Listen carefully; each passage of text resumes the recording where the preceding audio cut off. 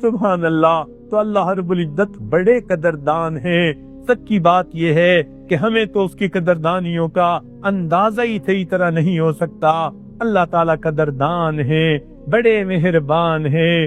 ہاں، اس کے مقابلے میں ہم اپنے آپ کو دیکھیں تو سچی بات ہے کہ ہم بہت بے قدرے ہیں۔ ہم اللہ تعالیٰ کی نعمتوں کو استعمال تو کرتے ہیں مگر نعمتوں کی قدر نہیں کر سکتے۔ اتنے بے قدرے ہیں کہ ہم جو ہے کسی نعمت کی بھی قدر صحیح طرح نہیں کر پاتے۔ نبی علیہ السلام نے ارشاد فرمایا، زندگی کی قدر کرو موت سے پہلے، جوانی کی قدر کرو بڑھاپے سے پہلے، صحت کی قدر کرو بیماری سے پہلے، مال کی قدر کرو غربت سے پہلے، فرصت کی قدر کرو مشغولی سے پہلے۔ مگر ہم تو کسی نعمت کی بھی قدر نہیں کر پاتے۔ اللہ تعالیٰ کی نعمتیں کھا کھا کر ہمارے دانت تو گھٹ جاتے ہیں مگر ہماری زبان اس کا شکر ادا کر کے نہیں گھٹتی، اس لیے کہ ہم بے قدرے جو بنے۔ اللہ تعالیٰ نے قرآن پاک میں فرما دیا، ما قدر اللہ حق قدری، انہوں نے اللہ کی قدر نہیں کی جیسی قدر کرنی چاہیے تھی۔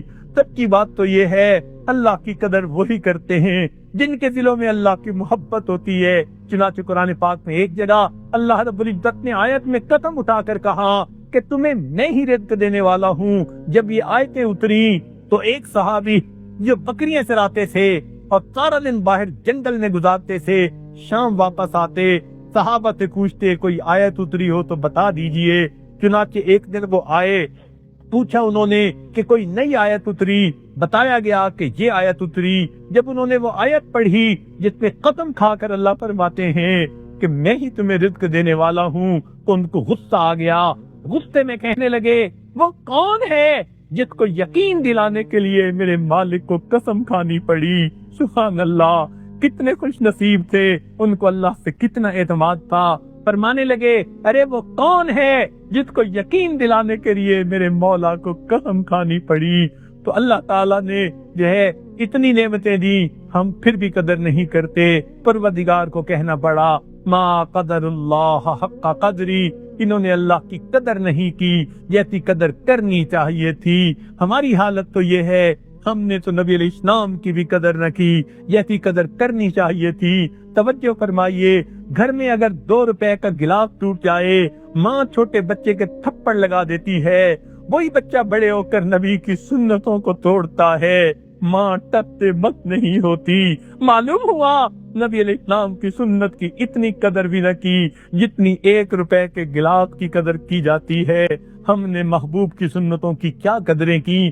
آج اپنے گھروں کو دیکھو، گلی کوچہ بازار کو دیکھو، نبی علیہ السلام کی سنتیں جگہ جگہ پر ذبح ہو رہی ہیں۔ یہ ہمارے گھر ہمارے محبوب کی سنتوں کی مذبح گاہیں بن چکے ہیں۔ کون ہے جو اس پر تڑپتی ہو، روتی ہو، اللہ میرے گھر میں تیرے محبوب کی سنتوں کو توڑا جا رہا ہے؟ ہم ٹپتے مت نہیں ہوتے، اللہ کے محبوب کی سنتوں کو ٹوٹتا دیکھتے رہتے ہیں۔ تو ہم نے تو نہ اللہ کی قدر کی جیسی کرنی چاہیے تھی، نہ نبی علیہ السلام کی قدر کی۔ اسی اللہ تعالیٰ قرآن پاک میں فرماتے ہیں، یا حسرتن علی العباد، بندوں پر حسرت ہے، ما یاتیہم من رسول الا کانوا بہ یستہزئون، ان کے پاس کوئی ایسے رسول نہیں آئے کہ انہوں نے ان کا مذاق نہ اڑایا ہو۔ پہلے وقتوں میں نبیوں کا مذاق اڑایا جاتا تھا اور آج کے دور میں نبی علیہ السلام کی سنتوں کا مذاق اڑایا جاتا ہے۔ آج کے لوگ اور پہلے لوگ ذہنیت میں ایک ہی جیسے ہیں، چنانچہ ہمیں چاہیے کہ ہم بے قدرے نہ بنے، قدر کرنے والے بن جائیں۔ ہم نے تو ایک دوسرے کی قدر بھی نہیں کرتے۔ آج ایسا وقت آ گیا، اولاد ماں باپ کی قدر نہیں کرتی، ماں باپ ساری زندگی جتن کاٹتے ہیں، بچے کو پالتے ہیں، بڑا ہو جاتا ہے بچہ، ماں کیسی ہے بیٹے، میں تیرے لیے ایک نیک شریف عالمہ بچی ڈھونڈتی ہوں تاکہ تیرا نکاح کر دوں، مگر بیٹا جواب دے دیتا ہے، امی نہیں، مجھے تو فلاں لڑکی پسند ہے اور وہ صحیح مسلمان بھی نہیں ہوتی۔ اب اس کو اپنی پسند اتنی اچھی لگتی ہے، پورے گھر کا لحاظ نہیں رکھتا، کسی کا خیال نہیں کرتا، وہ کام کر دیتا ہے، گھر کے لوگ کسی کو چہرہ دکھانے کے قابل نہیں ہوتے۔ تو آج تو اولاد ماں باپ کی قدر نہیں کرتی۔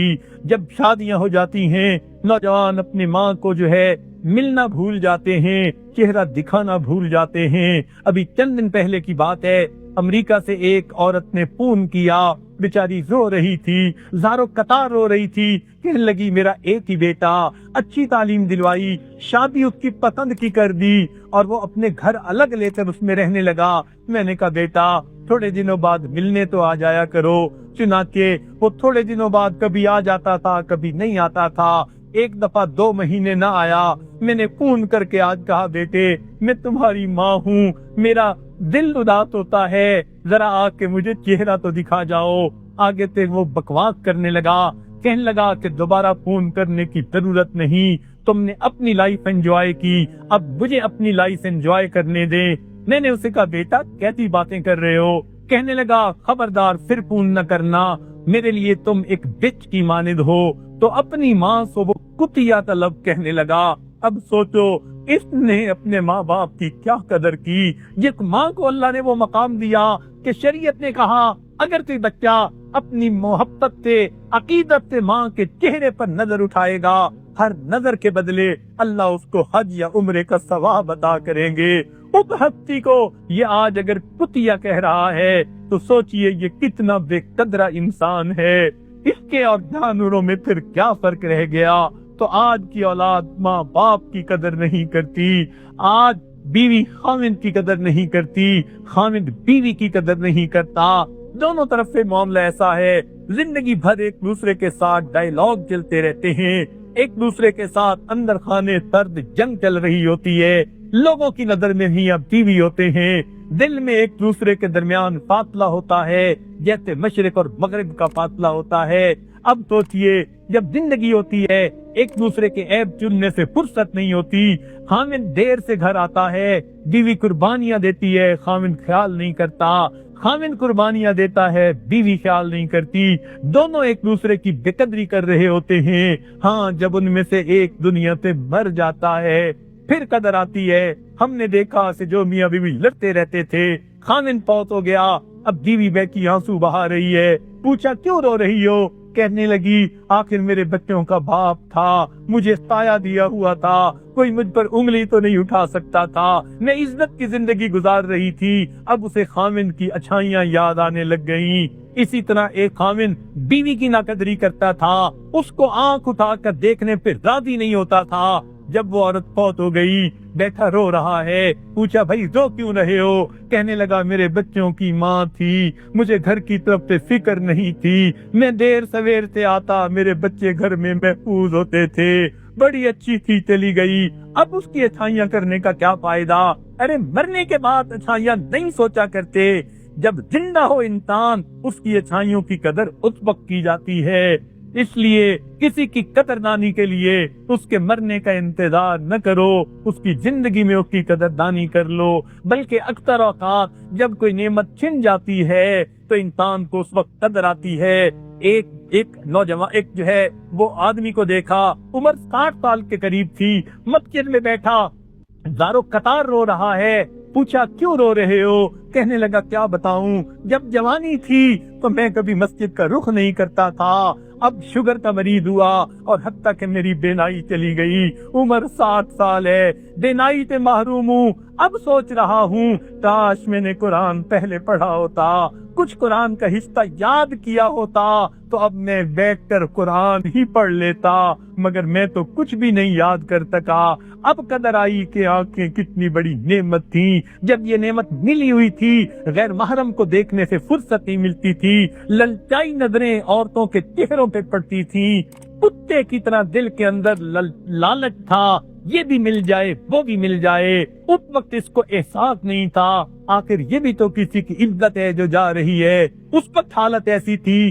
آج جب وہ بینائی چھن گئی اب مسجد میں بیٹھا رو رہا ہے، کاش کہ میں نے تلاوت کرنے کے قابل ہوتا۔ اور واقعی ہم بھی سوچیں ہم نے کتنا قرآن یاد کیا ہے، آج اگر ہم سے بینائی چھین لی جائے ہم تو قرآن کے پڑھنے سے بھی محروم ہو جائیں گے۔ کاش کہ اللہ ہمیں بھی ان نعمتوں کی قدردانی کی توفیق عطا فرما دیتا۔